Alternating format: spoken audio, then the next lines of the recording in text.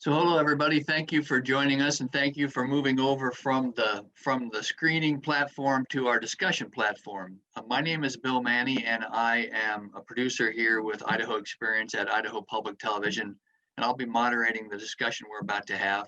And if you have questions for any of our filmmaker or our participants, you can ask them in the right-hand side of the OV screening tool, and we'll try to get to as many of those questions as we have time for this evening. So thank you for joining us. And now let me introduce you to the people who are with us tonight. Forrest Berger is a producer and director with Idaho Public Television for nearly 2 years. He started his career as a photojournalist for CNN in Tokyo, and later worked as a video editor for 60 Minutes in New York City. He also owned his own video production company for more than 20 years. Dr. Alex Bolinger is an associate professor of management in the College of Business at Idaho State University. He got his doctorate at the David Eccles School of Business at the University of Utah. He's also taught on the faculty at the Pennsylvania State University's Brandywine campus. Sophia Perry is a native of Idaho, Eagle in fact, and she got her bachelor's degree in marketing and management from Idaho State University earlier this year. She'll be returning in the fall to work on her master's degree, her MBA, I should say. And Kathryn Rose is also a native Idahoan, a senior at Idaho State University. She's studying professional writing and marketing. After graduation, she wants to pursue a career as a content writer or a technical writer. So writing is interesting to both of you students, and I'm going to start with you for our first question. But you're really business students. So how did you end up writing a book about history about World War II? And why don't we start with Kathryn, and we'll go to Sophia. Hi, thanks for having me. Thanks for listening in, everyone. The reason why I kind of signed up for this project, honestly, was because I needed an extra credit, and I like writing. It's my major, so I thought, why not? You know, it can't be too difficult, and I'm just so glad I did. I'm so grateful to be here. Thanks. How about you, Sophia? Actually, I work as an intern in the College of Business, and my boss had previously taken this same book writing class with Dr. Bollinger, and she knew that I was interested in writing as well because I have a minor in English. So she told me to look into it, and I met with Dr. Bollinger, and I was sold right away. Did you have any idea when you started studying business that you'd end up being authors of a book? Sophia? No, I had absolutely no idea. Okay, and Kathryn? I mean, as a professional writing major, I aspire to eventually write a book, but realistically, no, I didn't plan to have one, especially after my undergrad. So, okay. Well, I guess, Forrest, the question that several people have, as well as myself, is how did you find out about these guys and the project they were working on? Well, you know, at Idaho Public Television, because it's the 75th anniversary, the end of World War II coming up in September, we talked about doing a World War II related, you know, documentary. And so I started Googling, and I kind of wanted to find something a little different beyond just the standard, you know, World War II footage, old guys, you know, talking or writing this stuff. And so I started Googling, and I found this article and read it and learned about Dr. Bollinger's class at ISU. And I thought, you know, that's a little bit different take on World War II. You know? And so kind of contacted the author of the article, and he gave me Dr. Bollinger's contact info, and I contacted him, and he said, sure, why not? And that's kind of how it all materialized. So, Dr. Bollinger, a question for you. You've had similar projects in the past. How did this one compare with those? And have you done anything this ambitious in the past? Well, I think that this project was one of the highlights for me. The topic resonated with so many people. World War II was something that touched so many lives. And then this particular group of students, these 4 young women who wrote this book, were just exceptional. And it was a delightful experience from start to finish. We've got several people asking questions specific to Pocatello. And so let me ask the three of you who are experts on Pocatello, and why don't we start with Dr. Bollinger, and then either Kathryn or Sophia, you can pipe in. But is there any evidence in and around Pocatello from World War II? Are there things people can go to see things related to Pocatello and World War II? Dr. Yes, Bollinger. Sure, yeah, quite a few, and Sophia and Kathryn can sort of chime in as well. The one that comes to mind immediately for me is the Naval Ordnance Plant, or the area around NOP Park, which is kind of right in the middle of Pocatello, which honestly, we probably could have written a whole book about that and didn't have a chance to talk a lot about that. But they used built munitions there, outfitted naval carriers in particular. And I mean, that just scratches the surface of sort of World War II's impact on Pocatello. If I remember correctly, they also did, they tested some of those ammunitions and those guns out in what became INL. Is that correct? That was actually a shooting range out there at one time. Okay. Yes, that's correct. Yeah. Kathryn, how about you? Anything else that people should look up if they're interested in finding out more about World War II in and around Pocatello? Yeah, I think it's kind of highlighted in the documentary, but the letters from the soldiers who went to the USO huts at the Pocatello airport, I think those are just so cool, so unique to hear their stories and hear their words about how Pocatello impacted them.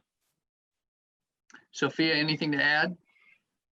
Not that the train tracks are really that exciting in itself, but they were a big part of World War II.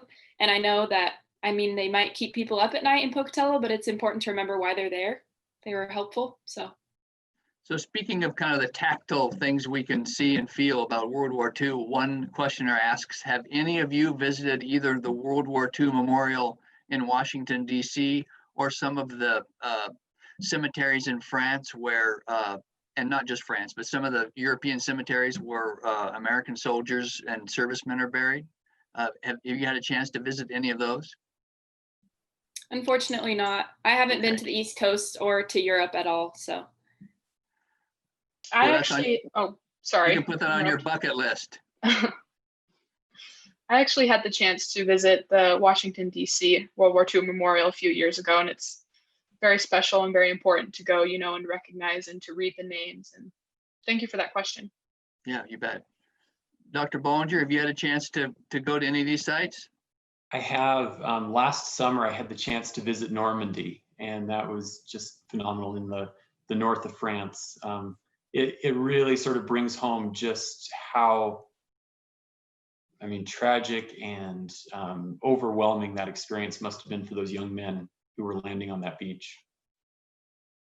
So we had a couple different questioners ask questions along these lines, which is, you know, the film gets into why or how the country really pulled together and became unified during World War II. And yet in this modern time, we aren't seeing that same kind of unification. So why don't I ask Forrest if he has any thoughts on that, and then we'll go to Dr. Bollinger, and then Kathryn, and then Sophia. So Forrest, any thoughts on the difference between what happened, you know, 75 years ago and what's happening today? Well, as you know, a couple of ladies said in the film is it was a different time. Maybe it's because we didn't have social media back then. Information didn't travel as fast. You know, we're in the middle of a pandemic. Things are quite a bit different now. And I think back then, maybe, you know, I'm just speculating here, but maybe people were just not quite as polarized back then politically. Sure. Dr. Bollinger? Yeah, you know, I think there were a couple of things. One was sort of how our country entered World War II. The fact with Pearl Harbor and the fact that we were attacked, I think that made it very clear who the opponent was and sort of the gravity of the situation. I wonder too, you know, we came into World War II coming out of the Great Depression, and I wonder if our citizens were maybe more accustomed to sacrificing for the common good based on that experience. That's a good point. Kathryn? Just kind of bouncing off of what Forrest said, I think the information and how they got their news was a little more streamlined back then. And so, now we have all these different voices around us, telling us this is how to do it, this is how to do it. So I think it's kind of hard for people to rally around one idea because there's just so much information out there. Right. Sophia. Yeah, I just think that this COVID-19 pandemic is unprecedented in our lifetime. The last epidemic like this was the Spanish flu in the 1920s, so most of us were not alive to see that.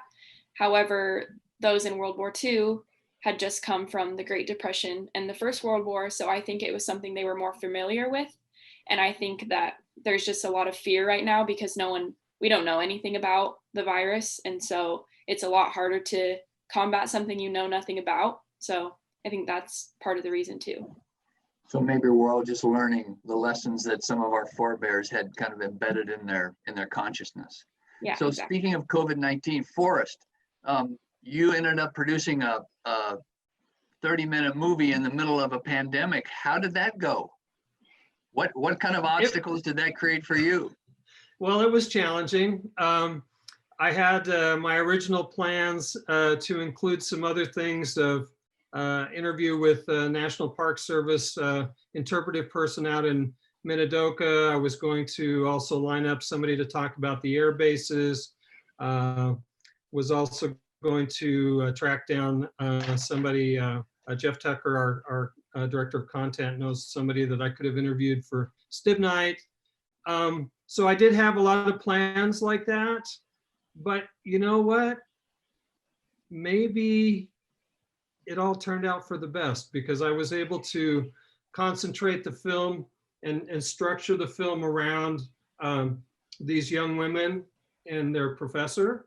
And I think maybe that sometimes less is more. And I think that probably applies to this film.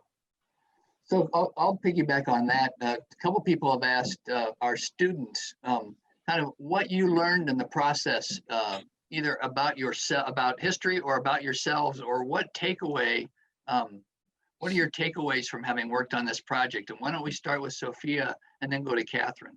So, any lasting influences or effect on you as a person? Oh boy, I can't even count the number of impactful instances this class has had. The biggest thing I've learned is definitely that Idaho was involved in World War II. I had no idea. When you learn about it in history class, pretty much it's all about Europe and just the US sending soldiers, whatever that means. But we got to learn about a lot more about what that meant. And as far as the impacts it's had on me, it was a very successful group project, which doesn't always happen in undergrad for everyone who's been part of a group project. But I worked with an incredible group of women, and it was nice to have a very successful project like that, even though it was so time sensitive. And we wrote a book. It was a huge thing. So that was probably the biggest for me. Kathryn. Yeah, I definitely think for me, learning more about history and just learning that these stories, these words on a page, like I talk about in the documentary, are people just like me, people who are my age, giving up their life, sacrificing everything. So it gave me a respect and just made me a little more humble about history and my family history. And for me personally, this project, like Sophia said, group project that works always are great. And I definitely learned a lot about myself as a member of a group, and it kind of made me realize I'm good at what I do. So it gave me some confidence, which I'm really excited about. Bill, if I could say one more thing about doing this during a pandemic and things like that, and just producing, a documentary in general. When you go in and you line up interviews, you never know how they're going to turn out. And Aaron Coons, who was the director videographer for this film, he and I, after we did our interviews with we didn't do Daylene's, we had to do hers later, but when I walked out of the interviews with these women, I could just see that there was something there because they are very, very smart young ladies. Well, one of the themes, both from World War II and also our conversation tonight, is just the value of teamwork and the importance of teamwork and the importance of working together. And, you both touched on that, but maybe I'll go to Dr. Bollinger, and then anybody else who wants to chime in can. teamwork, working together, is that something you want to emphasize when you set out and give an assignment like this? Yes, and it's very much sort of the center of this class, and it's actually the reason that I started this class. I wanted to find a way to teach about groups and teams in a way that was meaningful, that sort of went beyond the standard, maybe semester-long project, something that would have a greater reach beyond even the classroom. And the textbook that we use, for example, is from Ed Catmull of Pixar. We talk about sort of their process and all the difficulties that you encounter as you collaborate on creative processes like this. And so I think what's really cool about this particular group is that they caught the spirit. They understand what it means to collaborate effectively and to really be a team. And you don't get that with every group. So it's gold when you do realize it. So while we're talking about kind of the book itself, several people have asked kind of about the mechanics of the book. How did you do it? How long did it take to research the material for the book? So why don't we start with Kathryn, and then Sophia, you can jump in after that. Starting with how long? So the process took us about an entire semester, which I believe is around 3 months. But that was meeting for 3 hours every Friday as our, time to work. So it really was crunch time. When we went to class, it wasn't time to goof off. It was time to get the work done. So that's part of how our timeline was. Sophia, anything else we should know about the process? Mostly just like the first 2 weeks, we were kind of just talking about the book, Ed Catmull's Pixar book, and then we show up to the next Friday class and Dr. Bollinger says, okay, so we're going to write a book. We were like, oh, okay, so how does that work? And then we just dove right in, started finding pictures and information that we thought was interesting, and made the chapters around kind of what we were able to find, and wrote a book in 2 months. So Sophia, did you know it was going to be a book, and did you know it was going to be about World War II? Did you get that assignment from the professor, or did you guys get to pick and choose, or how did that work? I knew it was going to be a book project because my boss had done the class before when she recommended it to me, but I didn't know it was going to be about World War II. That was just luck of the draw, because World War II is actually my favorite era of history, so worked out really well. So Dr. Bollinger, why that topic? Why now? Yeah, interestingly enough, so we've, as Forrest mentioned in the documentary, we've done prior books, and it's become kind of a speaking tour. I get a chance to speak to groups around Southeast Idaho and tell them about prior books, and invariably the question I get is, how about writing a book about World War II in Idaho? And I'd heard that enough where I thought, okay, we really need to investigate this. And so that was sort of how the idea began. So Kathryn, we just had a question from Josh, who asked, were there any interesting stories that weren't covered in the book or the documentary that you want to share with us? Thank you, Josh, my husband, for the tough question.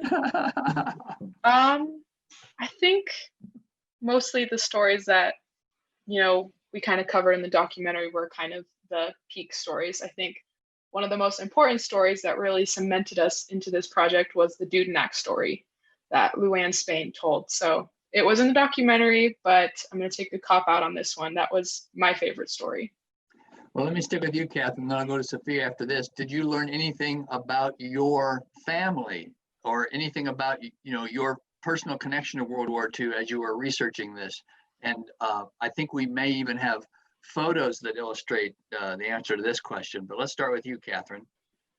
Yeah, so one of my favorite photos that is mentioned or shown in the documentary is a newspaper with the 5 Taylor boys who served in the war.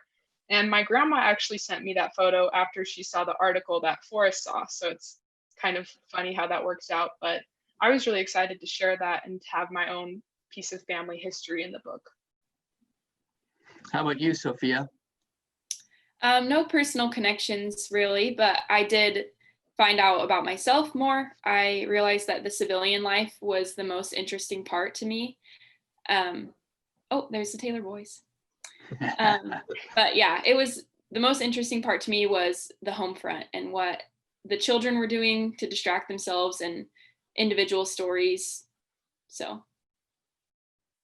Dr. Bollinger, did you discover anything personal connection to World War II? Yes, well, so I had the great opportunity, and I really appreciate that Forrest included it in the documentary. I have a photo included of my grandfather, Thomas Bolinger, and it was, you know, amazing story. He and his two brothers went through World War II, but they were in different theaters, and all three of them made it home alive, and just pretty remarkable, and great to have a chance to sort of revisit that story. That's pretty cool. You guys were able to find family connections that were relevant to the story you were telling. That's pretty interesting. So for our two students, let me ask you this question. Somebody asks, what would you tell future students about taking this class? And I guess I would add, would you warn them to be careful if they take a class from Dr. Bollinger? So why don't we start with Kathryn and go to Sophia? I would not warn them against taking a class with Dr. Bollinger. I'd say take that class. It's going to be one of the most amazing classes you'll ever take. You'll learn so much about yourself, so much about history, and so much about teamwork. It's definitely worth it. Sophia? This was my first class with Dr. Bollinger. I think it was for all of us, but lucky for me, as an MBA student, he's one of the professors in the program. So I signed up for his class as soon as it opened up. So I recommend him, of course, and the class definitely. It might be stressful at times, but nothing good comes out of anything easy. So I think definitely I would recommend this. One thing that didn't, sorry. I was just going to say, I think there's a conflict of interest when a student is buttering up the teacher before the class even starts. So Forrest, I was going to ask you if you had any surprises or takeaways. So go ahead. Wow, surprises. Yeah, I was surprised about how much Idaho did actually contribute to the war. I knew about Farragut. My family's had a cabin up in North Idaho since 1946, so I kind of knew, not on Lake Pend Oreille, but on Hayden Lake, and so I've known about that. In fact, when I was a little kid in the 60s, we went to see Bob Hope there. They had a Boy Scout jamboree there. Surprises, how articulate these young women are, and how easy it was to get our sound bites, that we call them, in our film. In fact, I had to leave some on the cutting room floor. I had to leave some things about them praising Dr. Bollinger. I had to leave out a little bit about what it was like to work in the group dynamic, and how it seemed like the consensus that kind of Kathryn became a bit of the leader as a result of this group working. Every show, and Bill, you can probably attest to this, you always learn something along the way. And so there are always these little surprises along the way. But those are probably the ones that stick out the most. All right, good answer. We have a questioner. Jim asks, well, first he says, congratulations, Alex and students. Can you explain how students are picked for this class, and what is your next topic going to be? So let's go to Dr. Bollinger. That seems like a question for the professor. Well, so this group was selected from a competitive process. So they couldn't just sign up for the class. They had to submit an application and a writing sample, so we could kind of see that they had what it took to write this magnitude of project, and then also that it was sort of a fit with their goals and what they were hoping to accomplish. And so a very select group that we ultimately got, which I think is reflected in just the level of quality that you see in the writing and in the interviews in the documentary. In terms of the next book topic, that's probably the single question I get the most often. And the answer I always give is I usually turn the question back around and say, what would you suggest? Because usually our best ideas come from other people. We've had discussions about sports in Idaho or in Pocatello. There's the Albion Normal School, which was south of Declo. And we've got a great treasure trove of photos from before the 1930s. So anyway, a couple of possibilities, but we're always looking for the next opportunity. We have an 8-year-old who asks, and I assume this question is for our 2 young women students. So I'll go to you. What were the feminist issues that came up and you learned about in the making of this movie? So Sophia, can you take that one on first? Oh boy. I didn't really see any feminist issues. Honestly, I just saw where women were given chances that they weren't given before, such as there was a few photos that I wrote captions for from the United Airlines and how they were the first airline to have their women flight attendants move up, and they were given larger jobs in the company. So those are the kinds of things that I noticed, aside from the nylons, of course, because that was just entertaining. But no issues, really, just interesting things. Yeah, and unfortunately, United Airlines got put on the cutting room floor. Sorry about that. Can't include everything. Yeah, I would just say going into this project, all 4 of us as women, it was very important for us to show, the minority groups, the struggle of the maybe underrepresented people in Idaho. And so I think the USO huts are a great way that women were doing what they could, how they could, to do the best they could to help the soldiers. So I really love those stories. So we have somebody, and I have the same question, wants to know how can they win and how can they see the book? And what do you do for the proceeds? I assume when this book makes lots and lots of money, what will you do with all that money? So Dr. Bollinger? Well, so the book is going to be released on August 3rd. If you go to Amazon or Barnes & Noble or Arcadia Publishing, who's our publisher, to any of those websites, you can get it in, I think there's a Kindle edition, so electronic edition as well as in print. So we're really excited about that. That's within a month. And the proceeds of every book that my classes write, once we, sort of any additional proceeds go toward funding student scholarships at ISU. So it's a great cause, and it's an example of students who are helping out students in the future. So August 3rd, it'll be available in bookstores, but in the meantime, people can order it right now online at Amazon and other places? Yeah, you can pre-order right now. Okay, good. So I think we've had a really great discussion. We've hit, I think, all the topics we wanted to hit. So why don't we just ask our 4 panelists, what your closing thoughts are. So why don't I start with you, Dr. Bolinger? I'll go to Kathryn and Sophia, and then we'll finish up with Forrest. Well, I mean, first off, just a lot of thank yous are involved. I mean, there's so many people involved in a project like this. I'm really grateful to Forrest for his interest in us and for Idaho Public Television in supporting this project. It's exceeded my wildest expectations, and it's just a delight to be a part of. To make the book happen, I think Sophia had mentioned it in the documentary that we had some moments of panic where we weren't sure if we would get the material that we needed. And so thank yous to everyone from private citizens like Luann Spain, who stepped forward with their stories and photos, also all over the state, whether it was the Idaho Historical Archives or here in Pocatello with the Marshall Public Library and the Bannock County Historical Society.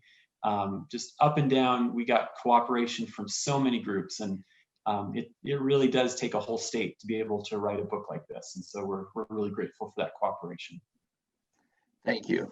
So I think, did I say Kathryn next? Yep, I'll go ahead and go. I want to say thank you to everyone at Idaho Public Television for putting this on. This is great, really exciting opportunity. And thank you, Forrest, for doing our project such a good service. This was an amazing documentary, and I love how it just takes you through the book, and it's such a great introduction to our project that I was so happy to be a part of. So thank you. Sophia. I'm also very grateful to everyone who made this happen, but if anybody out there needed a sign that's watching, this is your sign too. If something scares you, but you kind of want to do it, just do it. Because I was afraid to take this class and it turned out incredible. And here I am months later, still doing interviews about this book that I wrote just because I signed up for a class. So you never know what will happen. So just go for it. Forrest. Well, as documentary producers working for PBS, we're able to do stories that normally wouldn't get on normal over-the-air broadcasting, for-profit broadcasting. And going into every show, what I like is the fact that I get to meet new people and I get to learn new things. And as long as I've been doing this, there's always something to learn. And meeting these young women and Dr. Bollinger has been just a great pleasure. Well, it's been a great pleasure for us to get to meet you and talk to you as well. So thank you, Dr. Bollinger. Thank you, Kathryn. Thank you, Sophia. And of course, thank you, Forrest, for spending time with us and kind of walking through what it was like to put this together and be in it. So the documentary actually airs on broadcast TV this Thursday, which is July 16th at 8:30 p.m. It will come right after our 8 o'clock premiere for our new Outdoor Idaho installation, Urban Wildlife. So you can make an evening of viewing, destination viewing this Thursday at Idaho Public Television. Which I haven't seen much of the Urban Wildlife show, but I did watch the beginning of it, and it should be interesting. So anyway, make sure to watch that. If you enjoyed this screening, please consider making a donation to help Idaho Public TV continue to provide these kind of documentaries and these kind of events, quality programming to the broad Idaho community. You can click on the donate button on the OV screen, or you can go to idahoptv.org. You can also register for upcoming screenings just like this, including the next Idaho Experience documentary, which will be screened August 11th at 8 p.m. So watch for registration information on that now, and other events at ovee.itvs.org. And I should also note that this documentary, the contents will become part of Idaho Public TV's and Idaho Experience's learning media. And so the work that we've done and the work that these students have done and the work that this professor has done will live on through the curriculum that Idaho Public Television works with Idaho teachers and students to make it a living, breathing thing. So that's all great and encouraging information. So I just want to thank you all for being with us tonight. Thank you to our audience. Thank you to our panelists. And we'll see you next time here on OV and Idaho PTV. Thanks again. Thanks to you too, Bill.